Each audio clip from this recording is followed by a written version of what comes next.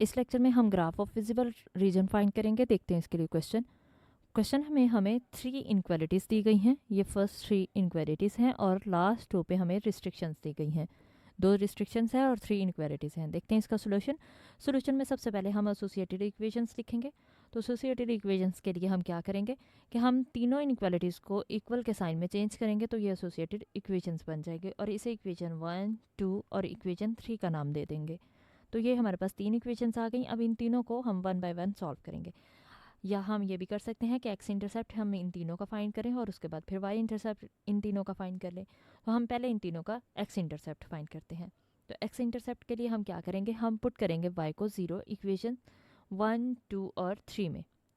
तो y की value हम 0 पुट कर रहे हैं पहले इक्वेशन 1 में। तो कितना यहाँ पे क्या आ जाएगा, 2x प्लस वाई था तो 0 आ जाएगा y की जगह इक्वल 10। अब 2x प्लस 0 2x ही होता है तो 2x इक्वल आ गया 10 के। अब 2x से मल्टीप्लाई हो रहा है, जब इक्वल के दूसरी साइड पे जाएगा तो डिनोमिनेटर में आ जाएगा। तो 10 डिवाइडेड बाई 2 कितना होता है 5। x की वैल्यू हमारे पास क्या आई 5 जब y की वैल्यू 0 थी।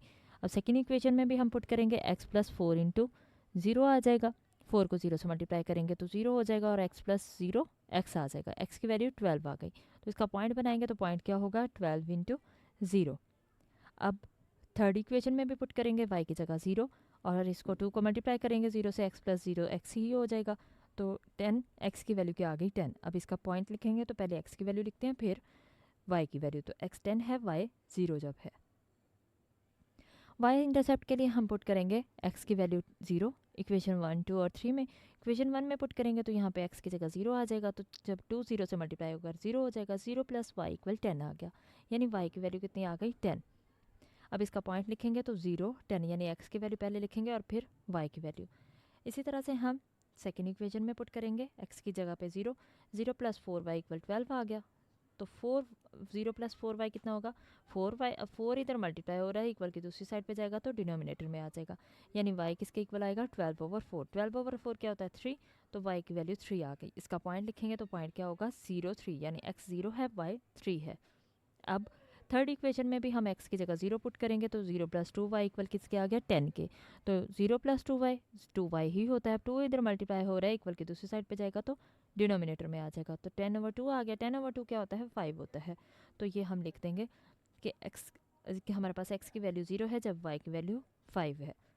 अब हम इनके टेस्ट पॉइंट चेक करते हैं। तो टेस्ट पॉइंट के लिए फर्स्ट इनक्वालिटी लिखेंगे और उसमें ओरिजिन पे चेक करते हैं टेस्ट पॉइंट। तो यानी x की जगह भी 0 y की जगह भी 0 पुट करेंगे। तो x की जगह 0 कर दिया, इसी तरह से y की जगह भी 0 कर दिया। 2 इंटू 0 0 होता है और 0 प्लस 0 0 आ गया। 0 लेस देन 10, इसका मतलब ये ट्रू हो गया कि 0 छोटा होता है 10 से। हमने कहा ये ट्रू है। अगर ये ट्रू है तो इसका ग्राफ हम कह देंगे कि इस इनक्वालिटी का graph will be towards the origin side. जब भी हमारे पास इनक्वालिटी यानी टेस्ट पॉइंट ट्रू होता है तो हम कह देते हैं कि इसका ग्राफ ओरिजिन साइड पे बनेगा। अब सेकेंड इनक्वालिटी में भी पुट करेंगे x की जगह भी 0 y की जगह भी 0। तो यहाँ भी 0 यहाँ भी 0। तो 4 इंटू 0 भी 0 होता है। तो 0 प्लस 0 0 हो जाएगा। 0 लेस देन 12 ये भी ट्रू हो गया। तो हमने कह दिया ये ट्रू है। अगर ये ट्रू है तो इसकी इस इनक्वालिटी का ग्राफ भी टूवर्ड्स द ओरिजिन साइड होगा। अब पुट करेंगे हम 0 0 इक्वेशन इनक्वालिटी 3 में। तो उसमें भी x की जगह 0 y की जगह भी 0। तो 0 प्लस 2 इंटू 0 हो जाएगा। ये कितना होगा 0 प्लस 0 0 0 लेस देन 10, ये भी ट्रू आ गया। इसका मतलब इसका ग्राफ भी टूवर्ड्स द ओरिजिन साइड होगा। अब हम इसका ग्राफ बनाते हैं। तो ग्राफ के लिए हम क्या करेंगे, सारे पॉइंट्स हमने यहाँ पे लगा दिए, यानी एक्स इंटरसेप्ट से हमारे पास जो पॉइंट्स आए और वाई इंटरसेप्ट से जो पॉइंट्स आए वो हमने लगा दिए। अब हम इक्वेशन 1 को मीट करवा लेंगे इसके एक्स इंटरसेप्ट और वाई इंटरसेप्ट के अकॉर्डिंग। तो यहाँ पे हमारे पास इक्वेशन 1 आ गई, ये इक्वेशन 2 आ जाएगी इसके पॉइंट्स को मीट करेंगे और ये इक्वेशन 3 आ गई इसके पॉइंट्स को मीट करने के बाद। अब क्योंकि हमारे पास तीनों इक्वेशंस ट्रू थी, इसका मतलब कि तीनों का ग्राफ ओरिजिन साइड पे मिलेगा। तो ये इस इक्वेशन की बात करें फर्स्ट की, तो यहाँ पे ये सारा एरिया आना चाहिए। इसी तरह सेकेंड इक्वेशन में अगर हम सेकेंड इक्वेशन पे जाते हैं तो सेकेंड इक्वेशन में ये वाला एरिया नहीं आ सकता क्योंकि ये कॉमन में नहीं रहेगा। ये सेकेंड इक्वेशन का एरिया नहीं है, ये फर्स्ट का है। तो सेकेंड इक्वेशन के साथ अगर कॉमन लेते हैं तो यहाँ से एरिया स्टार्ट होता है, इसलिए ऊपर वाला एरिया माइनस हो जाएगा।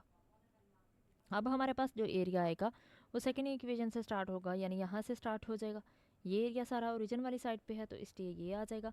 अब थर्ड इक्वेशन की बात करें तो थर्ड इक्वेशन में हमने थर्ड इक्वेशन का साथ मीट कर दिया है थर्ड इक्वेशन की हमने बात कर ली, अब सेकेंड इक्वेशन की बात करें तो सेकेंड इक्वेशन में ये वाला एरिया माइनस हो जाएगा जो थर्ड इक्वेशन का आया था।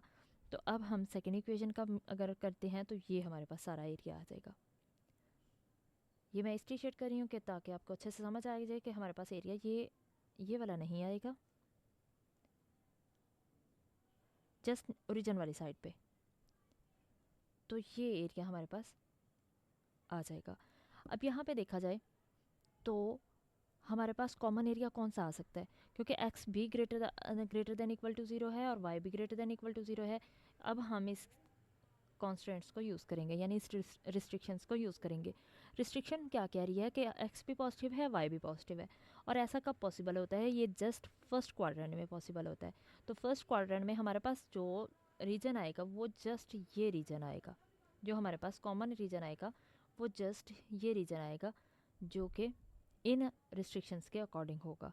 तो इसलिए जस्ट हम इस एरिया को शेड कर देंगे। तो ये हमारे पास रीजन आ गया। अब हम इसके कॉर्नर पॉइंट्स फाइंड करें तो कॉर्नर पॉइंट्स में हमारे पास ओरिजिन आ रहा है, ए आ रहा है, सी और ये बी। अब सी देखें हमारे पास मौजूद है, ए भी है, ओरिजिन पॉइंट भी है, बी नहीं है, तो बी हम खुद फाइंड करेंगे। हमने कहा कि ओ ए बी सी हमारे पास ये फिजिबल सोल्यूशन आया है, ये हमारे पास फिजिबल सोल्यूशन रीजन है। तो इसके कॉर्नर पॉइंट्स के लिए हमें इनको, ये तो हमारे पास तीनों पॉइंट्स हैं लेकिन बी पॉइंट नहीं है, तो बी पॉइंट फाइंड करने के लिए हम इक्वेशन 1 और इक्वेशन 2 को सॉल्व करेंगे। इक्वेशन 1 को हम इक्वेशन 1 माइनस इक्वेशन 2 करेंगे, लेकिन इक्वेशन 2 को पहले हम 2 से मल्टीप्लाई करेंगे ताकि x की वैल्यूज सेम हो जाएंगी। ये 2x थी, ये भी 2x बनाने के लिए, ये जस्ट x थी सेकेंड, तो इसलिए हमने इसको 2 से मल्टीप्लाई किया। अब क्योंकि हम माइनस कर रहे हैं तो माइनस करते हुए सारे साइन चेंज हो जाते हैं, हम इनके साइन चेंज कर देंगे। साइन चेंज करेंगे तो ये 2x से 2x कैंसिल हो जाएगा, यानी 2x माइनस 2x 0 होता है। y माइनस 8y कितना हो जाएगा, माइनस 7y, और 10 माइनस 24 कितना आ जाएगा, माइनस 14। तो माइनस 7y इधर मल्टीप्लाई हो रहा है, इक्वल की दूसरी साइड पे जाएगा, डिनोमिनेटर में आ जाएगा। आप चाहें तो यहाँ पे माइनस से माइनस कैंसिल कर सकते हैं, या फिर डिनोमिनेटर में जाके कैंसिल हो जाएगा, एक ही बात है। अब 14 डिवाइडेड बाई 7 कितना हो जाएगा, 2। y की वैल्यू 2 आ गई। अब ये y की वैल्यू आप इक्वेशन 1 2 किसी एक में पुट कर दें, तो मैंने इक्वेशन 2 में पुट कर दी है। इक्वेशन 2 में क्या आ जाएगा कि x प्लस 4 इंटू 2, वाई की जगह हमने 2 लिख दिया, 4 इंटू 2 8 होता है, तो 8 प्लस है, दूसरी साइड पे जाएगा तो माइनस हो जाएगा। 12 माइनस 8 कितना आ गया, 4। x की वैल्यू हमारे पास 4 आ गई, इसका मतलब हमारे पास b पॉइंट क्या आया, 4 इंटू 2। ये हमारे पास फोर्थ वाला पॉइंट आ जाएगा, तो यही हमारे पास सोल्यूशन है इसका।